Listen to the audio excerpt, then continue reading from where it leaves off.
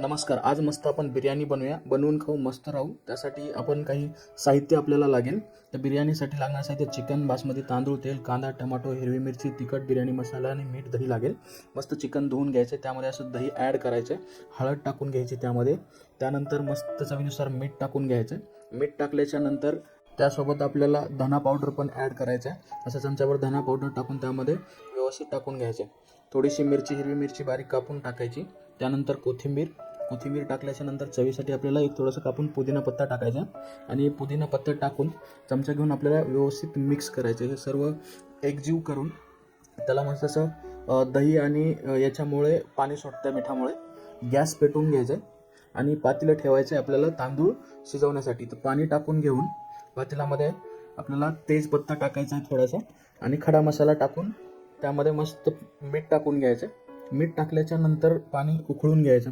तर हे उकळल्याच्या नंतर आपल्याला बासमती तांदूळ टाकून घ्यायचे त्यामध्ये बिर्याणीचे आणि 70 ते 80% शिजवून घ्यायचे. ते मस्त शिजवून घेऊन तोपर्यंत आपल्याला कांदा कापून घ्यायचा.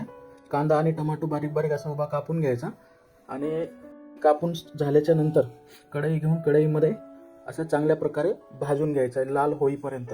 आणि भाजून घेतल्याच्या नंतर असं व्यवस्थितरित्या थोडंसं तेल टाकून आपल्याला त्यामध्ये लसूण पेस्ट टाकायची. तेल टाकून लसूण पेस्ट टाकून घ्यायची आणि टोमॅटो उभा कापून टाकून घ्यायचा. त्यामध्ये व्यवस्थित त्याला भाजून घ्यायचं टोमॅटो टाकून. आणि जे आपलं मिक्स केलेलं चिकन आहे यामध्ये आपल्याला टाकायचं. तर थोडं थोडं करून सगळं चिकन त्यामध्ये टाकून घ्यायचं आणि चिकन टाकल्याच्या नंतर मसाल्यासोबत मिक्स करून घ्यायचं आणि मिक्स झाल्याच्या नंतर त्यामध्ये तिखट टाकून घ्यायचं चवीनुसार.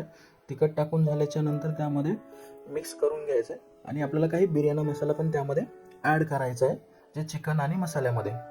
हे सगळं ॲड करून व्यवस्थित मिक्स करून एकजीव करून आपल्याला घ्यायचं आणि थोडंसं पाणी पण टाकायचं, जे की थोडी ग्रेव्ही बनेल.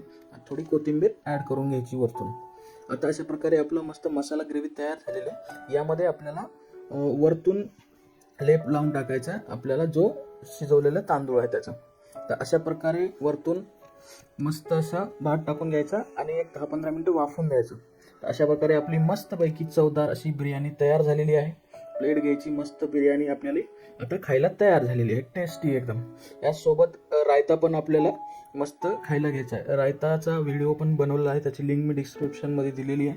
त्या रायत्यासोबत अशी मस्त बिर्याणी चवदार खाऊन घ्यायची. लाईक करा, सबस्क्राईब करा, शेअर करा, कमेंट करा आणि थँक्स फॉर वॉचिंग.